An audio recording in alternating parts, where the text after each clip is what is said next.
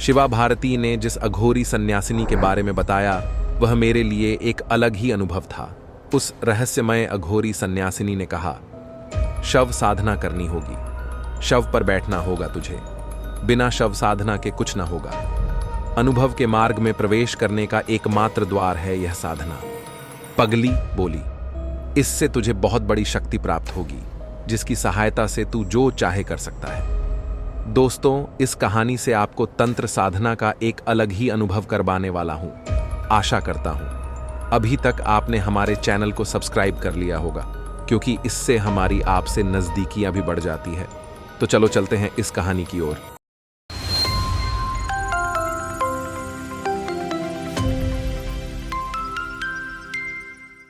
शिवा भारती से मेरा संपर्क पूरे 2 वर्ष तक रहा और इस अवधि में उनके कई अविश्वसनीय चमत्कार देखे मैंने। एक सफल सिद्ध साधिका थीं वह, इसमें संदेह नहीं। उन्होंने कई बार आग्रह किया कि मैं उनसे कुछ सिद्धियां प्राप्त कर लूं, मगर मैं हर बार टाल गया। सिद्धियों और चमत्कारों की चमकती दमकती दुनिया में उलझाना नहीं चाहता था मैं अपनी आत्मा को।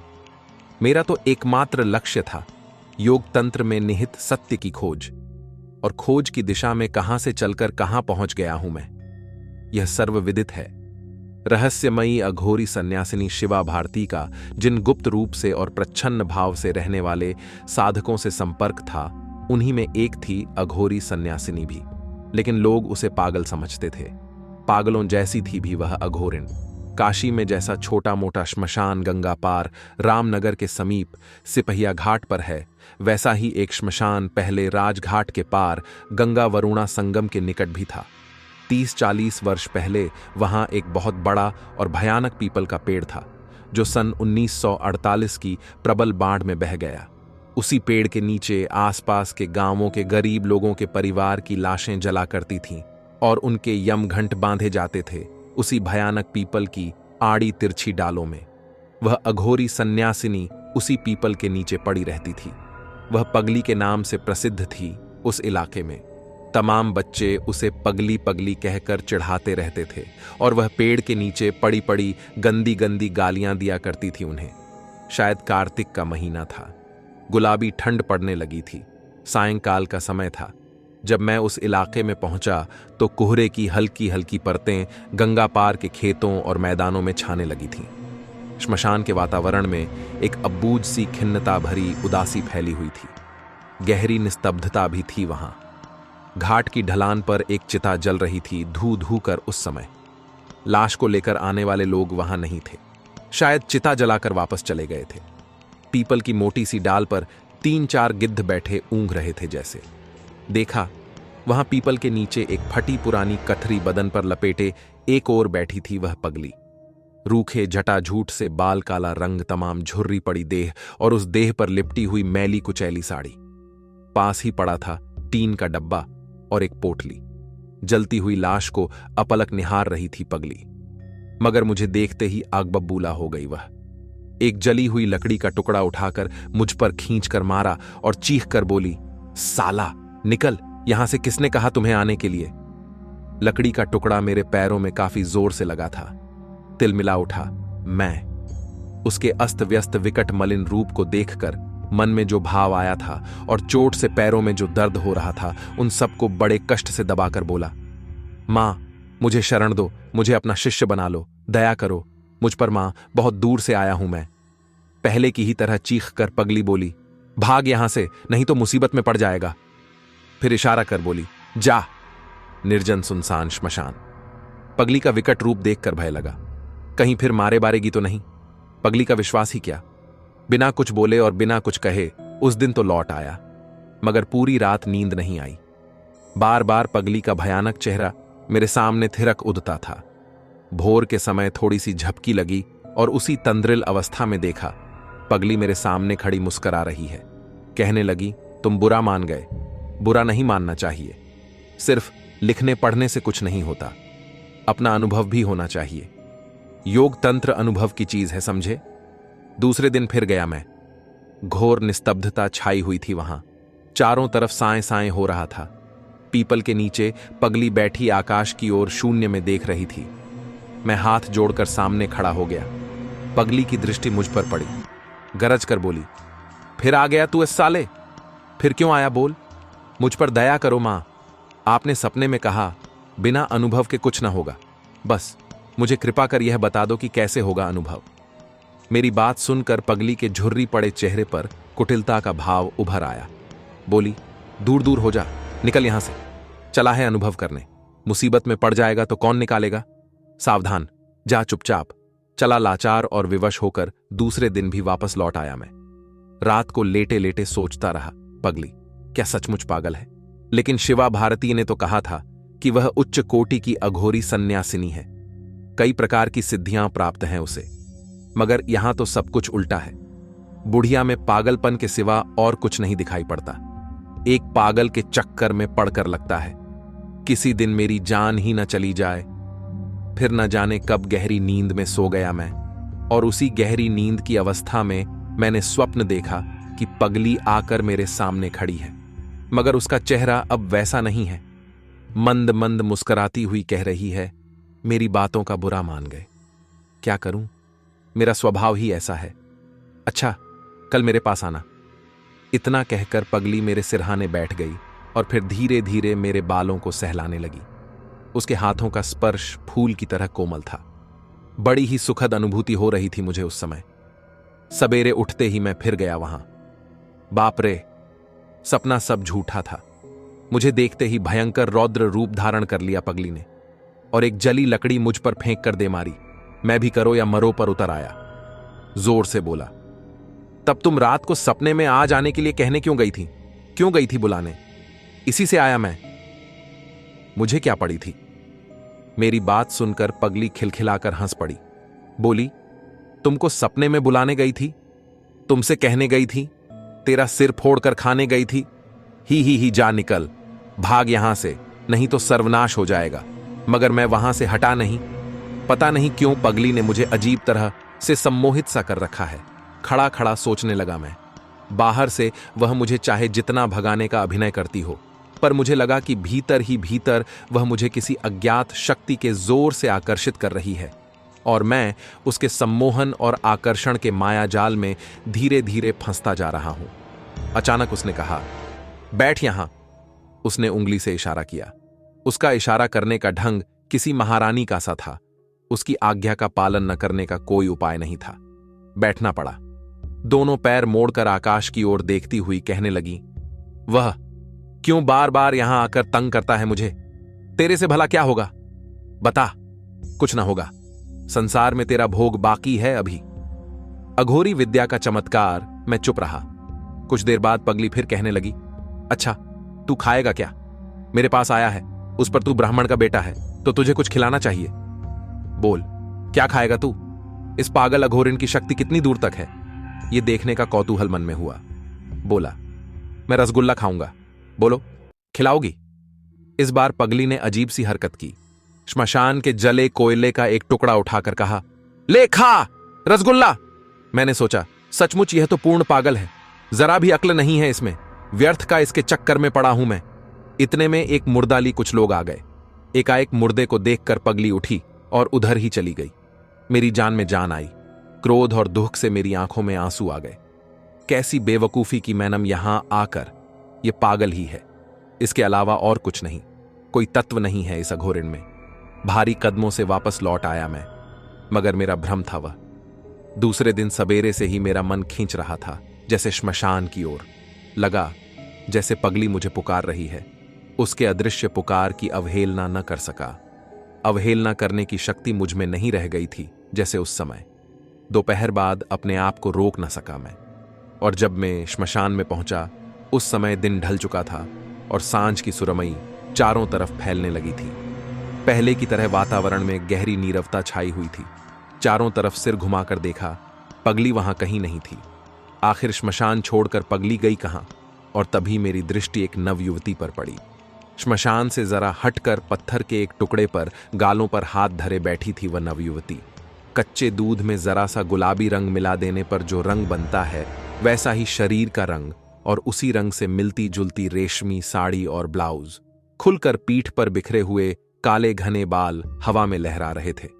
उस नव युवती की जिस चीज ने मुझे बेहद आकर्षित किया वह थी उसकी काली भौराली आंखें। उन बड़ी बड़ी स्याह आंखों में कौन सा ऐसा जादू था और कौन सा ऐसा सम्मोहन था जिससे एक बारगी वशीभूत होकर अपलक निहारने लगा था मैं उसकी ओर।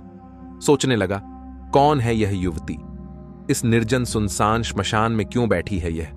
क्या किसी का इंतजार कर रही है? और तभी ही कर हंसने की आवाज मेरे कानों में पड़ी। हंसने की वह आवाज मेरी जानी पहचानी सी लगी। अरे, ये तो पगली है। समझने में किसी तरह की गलती नहीं हुई थी मुझसे। उस नव युवती के रूप में पगली ही मेरे सामने बैठी ही कर हंस रही थी। अब तक अपने असली स्वरूप में आ गई थी वह। बोलो, फिर आया है। मैं जानती हूं कि तू बार बार क्यों आता है मेरे पास। इस बार पगली मुझे थोड़ी प्रसन्न दिख पड़ी, इसलिए साहस बटोर कर मैंने कहा, क्यों नचा रही हो मुझे तुम? दिन में गाली गलौज करती हो, फटकारती हो और रात में आने को कहती हो। इस तरह क्यों परेशान करती हो मुझे? इससे क्या मिलता है तुम्हें? कहते कहते गला भर आया मेरा। पगली बोली, है तेरे में साहस? जैसा कहूंगी वैसा ही कर सकेगा तू? मैंने कहा, हां है मेरे में साहस। बिना साहस के ही मैं चक्कर काट रहा हूं तुम्हारे पास। अगर देखना चाहती हो तो देख लो ना, एक बार परीक्षा लेकर। यह सुनकर विचित्र प्रस्ताव पगली ने। कहने लगी, आज अमावस है। आज की रात तू मुझे मार डाल, गला दबाकर मार डाल, समझे? उसके बाद मेरी लाश पर बैठकर तुझे साधना करनी होगी। नियम सब बता दूंगी तुझे। जा, बाजार से थोड़ी सी शराब, गोश्त और चावल खरीद ला। बीच बीच में जब मेरी लाश विकट चीत्कार करे मुंह बाकर, तब मुंह में एक घूंट शराब, गोश्त का टुकड़ा और चावल के कुछ दाने डाल देना।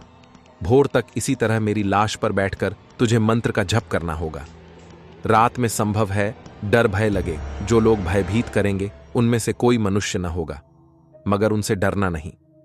डरने से साधना तो बेकार होगी ही, तेरे प्राण तक भी जा सकती है। क्यों, राजी है ना तू?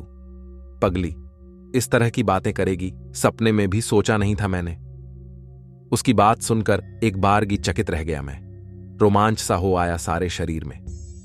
मैंने कहा, सब ठीक है, सब कुछ कर लूंगा, मगर किसी की हत्या मुझसे नहीं होगी। किसी की हत्या वत्या नहीं कर सकता मैं, और जो कहोगी वह करने को तैयार हूं मैं। मेरी बात सुनकर एक बारगी नाराज हो गई पगली। लगी अश्लील और भद्दी भद्दी गालियां बकने, मगर मैं उसकी ऐसी गालियां सुनते सुनते अब तक काफी अभ्यस्त हो गया था, इसीलिए ज्यादा बुरा न लगा मुझे। मगर हां, एक बार फिर अविश्वास का भाव जागा मेरे मन में पगली के प्रति। पर वह भाव एक दो क्षण तक ही रहा, इसलिए कि तभी याद हो आया कि उसके मुंह से शुद्ध संस्कृत के श्लोक और तंत्र मंत्र की रहस्यमयी बातें सुनी हैं। कभी कभी तो सचमुच ऐसी बातें वह करती थीं कि मुझे उसके पूर्ण विदुषी होने का संदेह होने लगता था।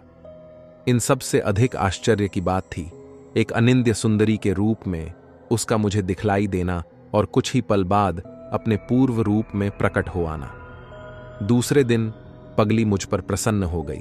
उसका व्यवहार भी बदल गया मेरे प्रति। अपनत्व भरे स्वर में बोली, नाराज मत होना, क्रोध आ जाने पर होश नहीं रहता मुझे। अच्छा ही हुआ उस साधना को स्वीकार नहीं किया।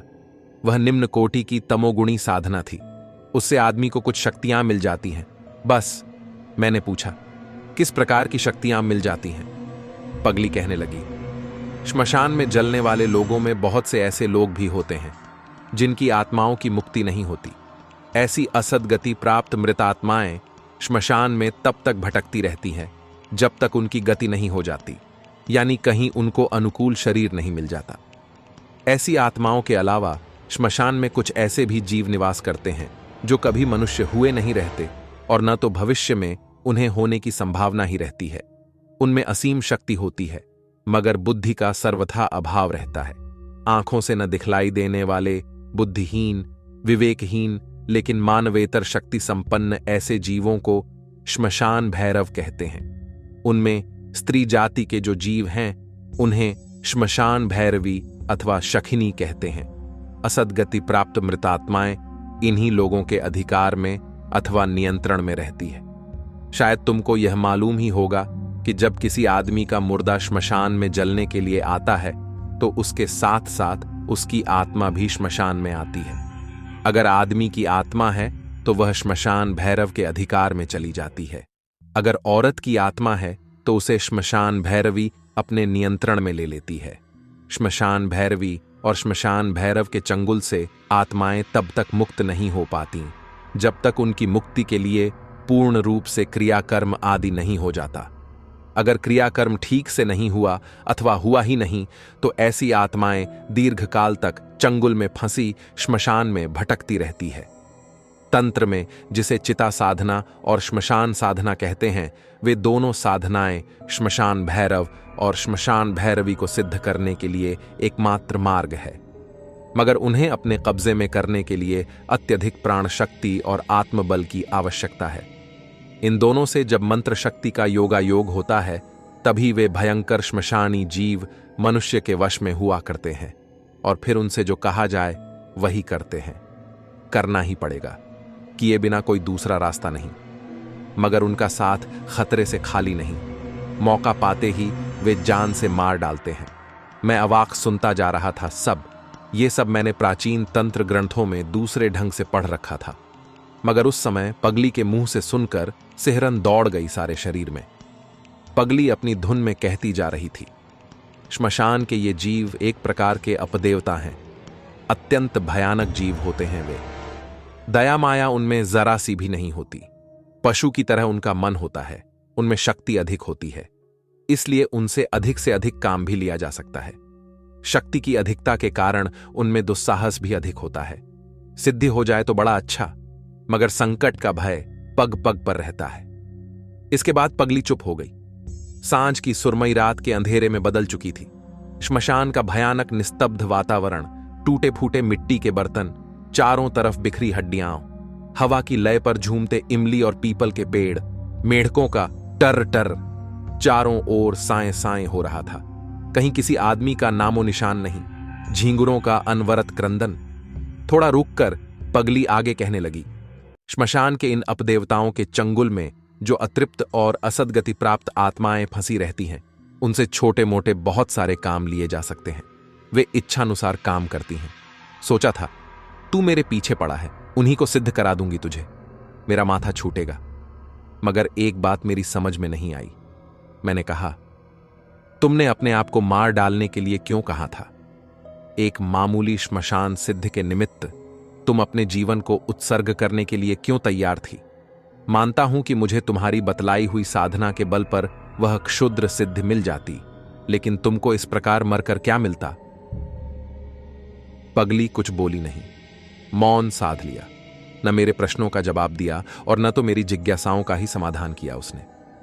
घोर अंधकार में डूबे हुए काले आकाश में चौथ का टेढ़ा चांद निकल आया था, जिसकी हल्की पीली रोशनी श्मशान के साए साए करते हुए निस्तब्ध वातावरण में बिखर चुकी थी। मौन साधे पगली निहारने लगी आकाश की ओर अपलक। उसके झुर्रियों पड़े चेहरे पर उभर आए भावों को देखकर ऐसा लगा मानो उसके तिमिराच्छन्न अतीत के पृष्ठ फड़फड़ाकर खुल गए हों उसके सामने और स्मृतियों की गहराई में डूब गई हो एक बारगी। अघोरी सन्यासिनी का रहस्यमय व्यक्तित्व उस रात जब सोया तो पगली की सारी बातें दिमाग में चक्कर काटने लगी। काफी देर तक जागता रहा मैं, बार बार बस यही सोचता रहा कि पगली को मरकर मिलता क्या? क्यों मरना चाहती थी एक मामूली सी सिद्धि के लिए? क्यों साध लिया? उसने मेरे प्रश्नों का उत्तर देने के बजाय मौन दूसरे ही दिन अचानक एक आवश्यक काम से कलकत्ता जाना पड़ गया मुझे। वापस लौटने में काफी समय लग गया, करीब 1 महीने का समय। लौटने पर भी इतनी व्यस्तता रही कि 7-8 दिनों तक पगली की सुधि ही नहीं आई मुझे। और तभी एक रात अजीब सपना दिखलाई पड़ा मुझे। बड़ा ही विचित्र और अविश्वसनीय सपना था वह। सपने में मुझे सबसे पहले काली का एक बहुत बड़ा मंदिर दिखलाई पड़ा। बड़ा ही भव्य और प्राचीन मंदिर था वह। मंदिर जहां था उसके चारों तरफ पहाड़ थे और हरियाली थी। सामने एक नदी थी जो वक्राकार घूमकर पहाड़ों के पीछे जाकर छिप गई थी। मंदिर के भीतर का दृश्य अत्यंत भयानक था और रहस्यमय भी। काली की विशाल मूर्ति के सामने मृगचर्ग के आसन पर एक तांत्रिक सन्यासी पद्मासन की स्थिति में ध्यानस्थ बैठा था। उसके चेहरे पर शांति तो थी, पर क्रूरता और हिंसा का भी भाव था वहां। उसका रंग काला था, शरीर पर गैरिक वस्त्र था, गले में छोटे छोटे बच्चों के मुंडों की माला थी। निश्चय ही वह कोई कापालिक सन्यासी था। उसके ठीक सामने तांबे की एक बड़ी सी थाल में किसी युवक का रक्त रंजित नरमुंड रखा था। मैंने ध्यान से देखा। नरमुंड के मस्तक पर लाल सिंदूर का टीका लगा था और लाल फूलों की माला पड़ी थी। लगा जैसे उसकी पूजा की गई हो। अचानक मेरी नजर दूसरी ओर घूम गई। देखा वहां एक युवती बैठी हुई थी। उसकी आयु 16-17 साल से अधिक नहीं थी। सर्वांग सुंदरी थी वह युवती।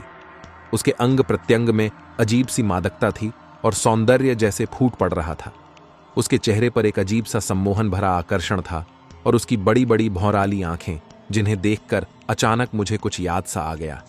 अरे, ऐसी ही भौराली और स्निग्ध आंखें तो उस नवयुवती की भी थीं जिसे मैंने श्मशान में बैठी हुई देखा था।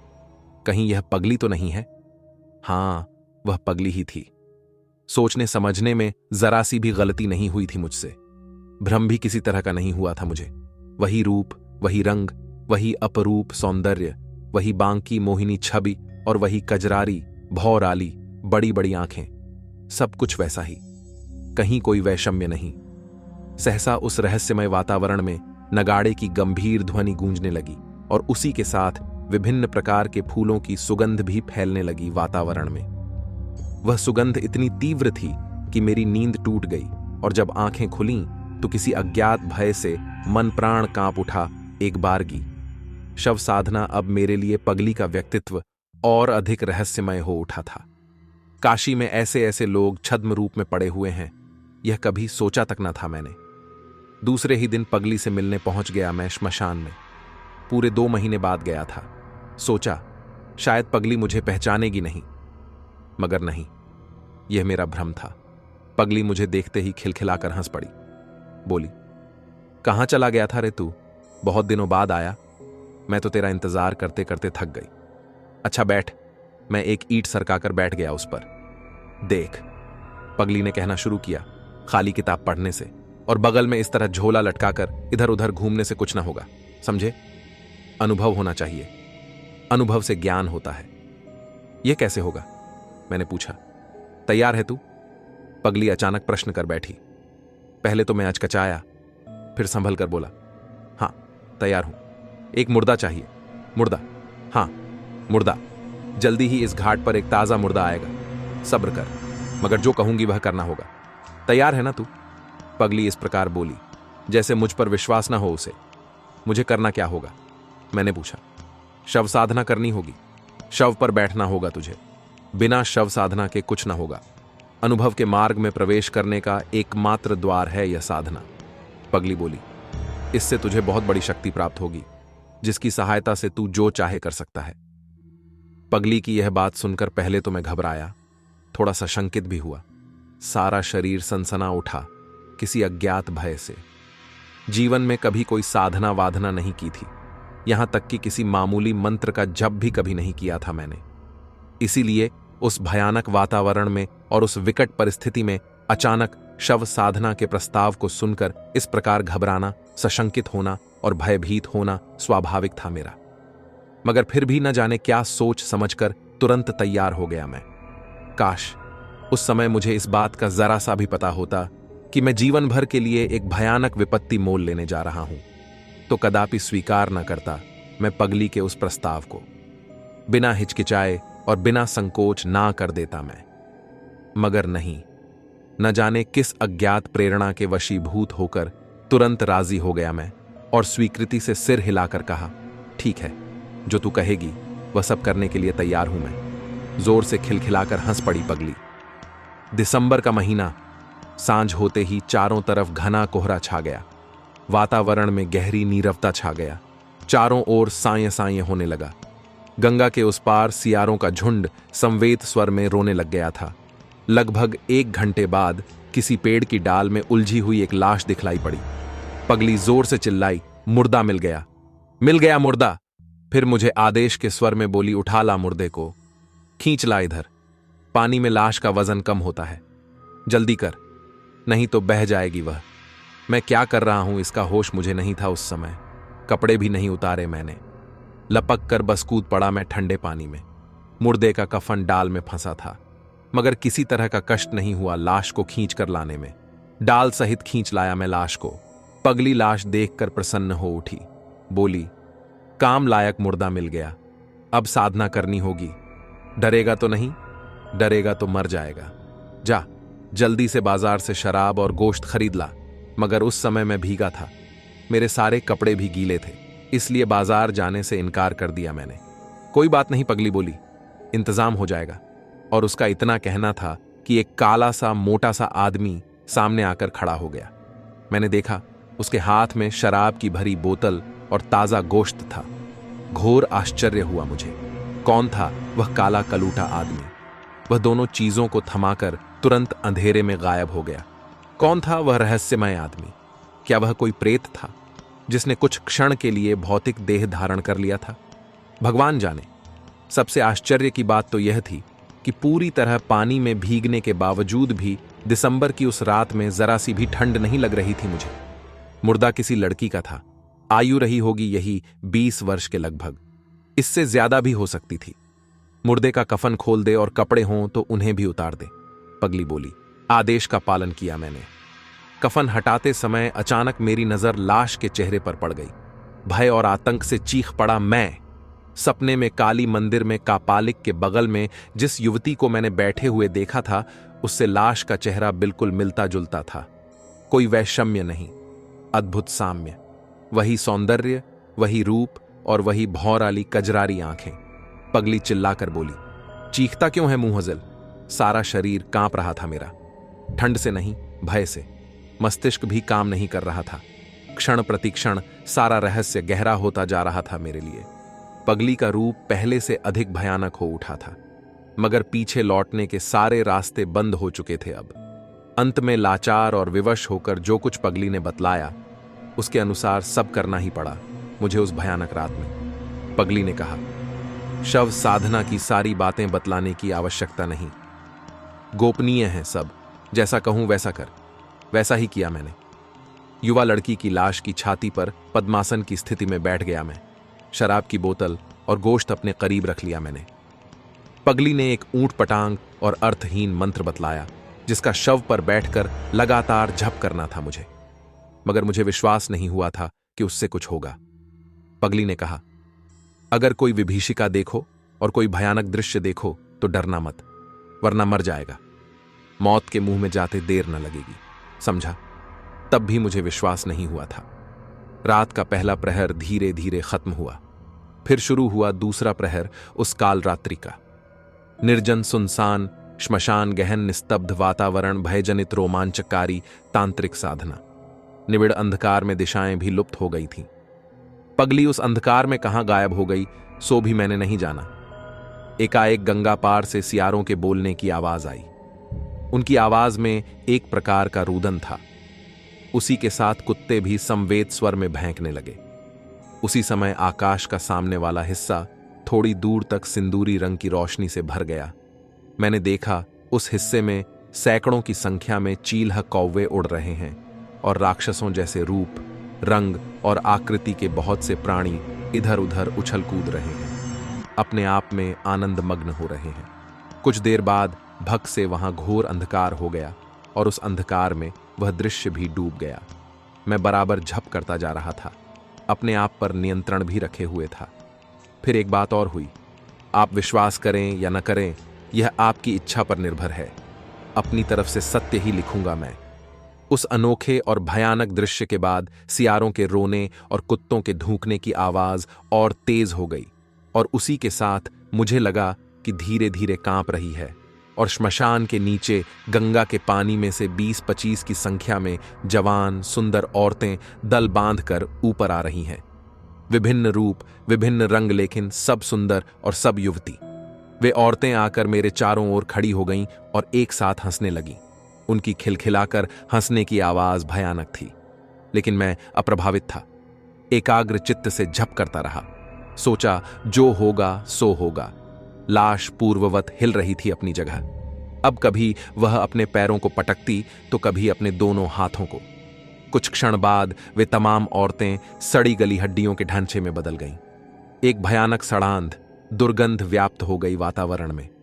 अचानक औरतों के कंकालों में भगदड़ मच गई। कुछ हरहराकर वहीं गिर पड़ रहे थे और कुछ उठने की कोशिश कर रहे थे। उसके बाद उस भयंकर दृश्य पर एक प्रकार का पर्दा पड़ गया और फिर सारे कंकाल न जाने कहां चले गए। मगर उनके गायब होते ही मेरे सामने एक लंबा चौड़ा आदमी आकर खड़ा हो गया। उसका रंग काला था, हाथ पैर हद से ज्यादा लंबे थे, सिर भी काफी बड़ा था, नीचे का जबड़ा लटका हुआ था, कान लंबे और पतले थे, आंखें गोल और हद से ज्यादा बड़ी थीं और अंगारे की तरह धधक रही थीं। उसके शरीर का मांस कहीं कहीं गलकर अपनी जगह लटक गया था। जहां का मांस गल गया था वहां की हड्डी साफ नजर आ रही थी। वह बड़े गौर से मेरी ओर देख रहा था। मेरी हर गतिविधि पर उसकी नजर थी। एक बार मैंने उसकी ओर देखा और फिर आंखें बंद कर झप करने में लीन हो गया। थोड़ी देर बाद जब आंखें खोलीं तो वह आदमी गायब हो चुका था और श्मशान का वातावरण शुभ्र ज्योतिर्मय प्रकाश से भर उठा था। और उसी शुभ्र ज्योतिर्मय प्रकाश में मैंने देखा एक अत्यंत सुंदर 16 वर्षीय कन्या मेरे सामने खड़ी मुस्कुरा रही है। उसके चेहरे पर असीम तेज था। उसकी आंखों में देवकन्या जैसी चमक थी। गौरवर्ण था। लाल रंग की रेशमी साड़ी पहने थी वह। गले में रुद्राक्ष और मोतियों की माला थी। चौड़े ललाट पर लाल गोल टीका था। अब यह कौन आई? जो हो, सब तरह की घटनाओं का सामना करने के लिए तैयार हुए बिना आज शव साधना करने थोड़े ही बैठा था। अब जो होगा देखा जाएगा। मैं चुपचाप झप कर रहा था। मुझे कुछ बोलते न देखकर उस सुंदरी कन्या ने बड़े ही मृदु स्वर में कहा, मैं षोडशी है, महाविद्याओं में सर्वश्रेष्ठ हूं। क्या मैं तुम्हें पसंद नहीं हूं? महाविद्या और टाहा विद्या के विषय में मैंने बहुत कुछ सुन रखा था और यह भी जान रखा था कि अत्यधिक कठोर साधना के बावजूद भी उनके दर्शन नहीं होते। मेरे अविश्वास के भाव को शायद समझ गई वह षोडशी। थोड़ा मुस्कुराकर बोली, तुम यह महाडामरी साधना क्यों कर रहे हो? मैंने कहा, जी मैं कुछ नहीं जानता। पगली ने जैसा कहा वैसा ही कर रहा हूं सब कुछ। नहीं, यह डामरी साधना छोड़ दे। तू नहीं जानता तू इस साधना की भयानकता को। तुमने महाडामरी भैरवी को नहीं देखा है। बड़ा ही भयानक और विकट रूप है उनका। प्राण जा सकते हैं तुम्हारे, समझे? छोड़ दे ये जप। मगर आप अत्यधिक साधना करने पर ही दर्शन देती हैं, और वह भी स्वप्न में।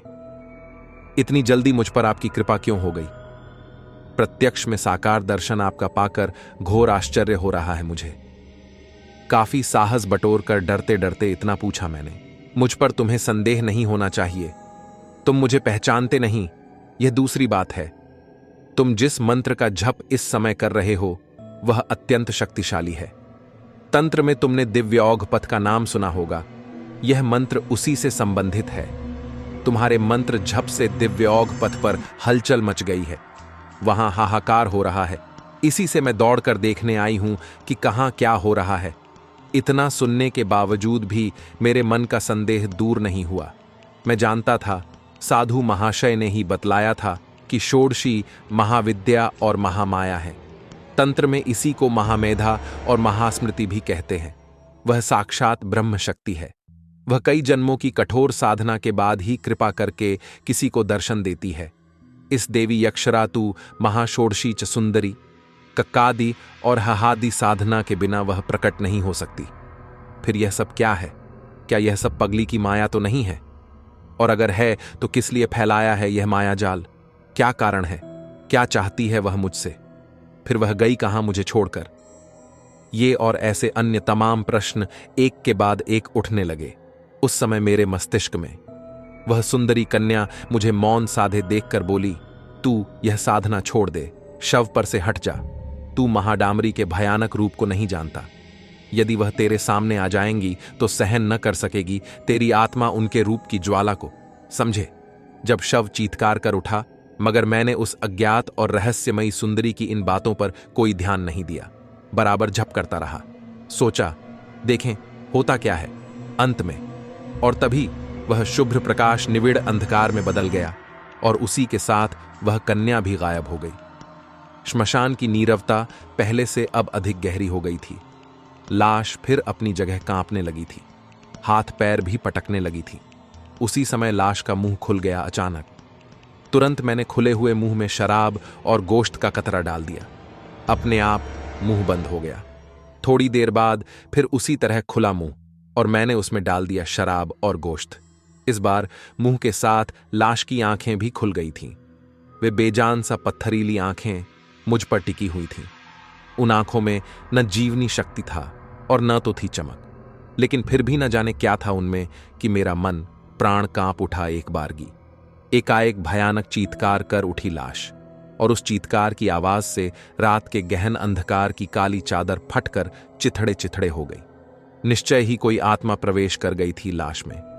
भय से जड़वत हो गया मेरा सारा शरीर। थोड़ी देर बाद करुण स्वर में लाश कहने लगी, मेरा उद्धार करो, उद्धार करो मेरा, मेरी सद्गति नहीं हुई है। उस कापालिक सन्यासी ने अपनी कामना सिद्धि के लिए मेरी बलि देकर हत्या की है। तब से भटक रही हूं इधर उधर। पूरे 200 वर्ष हो गए इस तरह भटकते हुए। कौन सुनेगा मेरा? कौन करेगा मेरा उद्धार? कौन करेगा मेरी सद्गति? बुढ़िया को पागल मत समझना, वह रक्त पिशाचिनी है, हाकिनी सिद्ध है उसको, और उसी सिद्धि के बल पर उसने मुझे अपने कब्जे में कर रखा है। मुझे खूब सताती है, खूब काम भी लेती है वह मुझसे, राक्षसी के चंगुल से। हे भगवान, हे परमेश्वर, कौन छुड़ाएगा उस लाश के भीतर प्रविष्ट आत्मा के मुंह से? ये सारी बातें सुनकर एक बारगी स्तब्ध रह गया मैं। अब तो पगली मेरे लिए पहले से भी अधिक रहस्यमयी हो उठी थी। यह आत्मा है कौन? पिछले जन्म में कौन थी यह? इसकी बलि किस कामना की सिद्धि के लिए दी गई थी? कौन था वह कापालिक सन्यासी? क्या वह वही सन्यासी तो नहीं था जिसे मैंने काली मंदिर में देखा था सपने में? अभी मैं यह सब सोच ही रहा था कि अचानक मुझे अपनी गर्दन पर शीतल, बिल्कुल बर्फ की तरह शीतल स्पर्श का अनुभव हुआ। दूसरे क्षण लगा जैसे कोई मेरा गला कसकर दबा रहा है। देखा, लाश के दोनों ठंडे हाथ ऊपर की ओर उठे हुए हैं और मेरे गले को दबा रहे हैं। भय और आतंक से अवश हो गया मेरा चित्त, और उसी क्षण देखा, सामने खड़ी पगली विद्रूप हंसी हंस रही है। उसका भयंकर चेहरा कभी भी मुझसे भुलाया न जा सकेगा। उस समय उसके चेहरे पर घृणा, निष्ठुरता और क्रूरता के मिले जुले भाव थिरक रहे थे। भय के कारण मेरा बुरा हाल हो रहा था। जप करना बंद कर मैंने लाश के बेजान, निर्जीव और बर्फ की तरह ठंडे हाथों को कसकर पकड़ लिया और अपना गला छुड़ाने की कोशिश करने लगा। क्या मुझे सफलता मिली? क्या मैं उस वज्र जैसे हाथों से अपना गला छुड़ा सका? नहीं। गजब की पैशाचिक ताकत थी उन हाथों में। संडसी की तरह कसता गया मेरा गला। सांस लेने में कठिनाई होने लगी, दम घुटने लगा, सिर चकराने लगा, और फिर न जाने कब और किस क्षण चेतना शून्य होकर गिर पड़ा मैं युवा लड़की की लाश पर, पता नहीं। और चेतना लौटी और होश में आया तो देखा उस युवा लड़की की नंगी लाश से लिपटा पड़ा था श्मशान के एक ओर। पूरब का आकाश सफेद हो रहा था, सवेरा होने ही वाला था। सिर घुमाकर चारों तरफ देखा, पगली वहां कहीं नहीं थी। भवतोष, तर्क पंचानन, वह पगली कौन थी? जब मैंने शुरू से अंत तक सारी कथा साधु महाशय को सुनाई तो वे बोले, पगली कौन है? यह मैं जानता हूं, उसका नाम भी जानता हूं। उसका नाम है काकुली। यह सुनकर घोर आश्चर्य हुआ मुझे। मेरे चेहरे पर उत्सुकता और जिज्ञासा का मिला जुला भाव देखकर साधु महाशय ने बतलाया, आज से लगभग 40-50 वर्ष पहले इसी मोहल्ले में एक उच्च कोटि के साधक रहते थे। नाम था भवतोष तर्क पंचानन। पंचानन महाशय साधना में उच्च अवस्था प्राप्त सिद्ध महापुरुष थे। वे तंत्र साधक तो थे ही, इसके अलावा रस रसायन और आयुर्वेद के भी अच्छे ज्ञाता और अनुभवी थे। काकुली उन्हीं की पत्नी थी। अत्यंत सुंदर, रूपवती और पति के प्रति पूर्ण समर्पिता थी। बंगाल का सारा सौंदर्य जैसे भरा था काकुली के अंग प्रत्यंग में। बंगाल के नाटौर स्टेट के राज पंडित थे तर्क पंचानन महाशय, इसलिए किसी चीज का अभाव नहीं था। साधना के बाद जो भी समय मिलता था उसका उपयोग वे रस, रसायन और आयुर्वेद के अध्ययन में करते थे। उन विषयों से संबंधित सैकड़ों की संख्या में दुर्लभ हस्तलिखित पुस्तकों और पांडुलिपियों का संग्रह था उनके पास। रस रसायन शास्त्र के अंतर्गत 10 प्रकार की विद्याएं हैं, जिनमें एक विद्या है पारद विद्या। पारद विद्या भारत की अति प्राचीन विद्या है। कामकला कल्प, अक्षय यौवन कल्प, मानस कल्प और काया कल्प, ये 4 प्रकार के कल्प पारद विद्या के मुख्य विषय है। काम कला कल्प से प्रबल काम। दोस्तों, इसका भाग 2 हम जल्दी लाएंगे आपके लिए। लेकिन अभी के लिए बस इतना ही। दोस्तों, आपको वीडियो कैसा लगा कमेंट में अपनी राय जरूर बताएं। मिलते हैं अगले वीडियो में। धन्यवाद।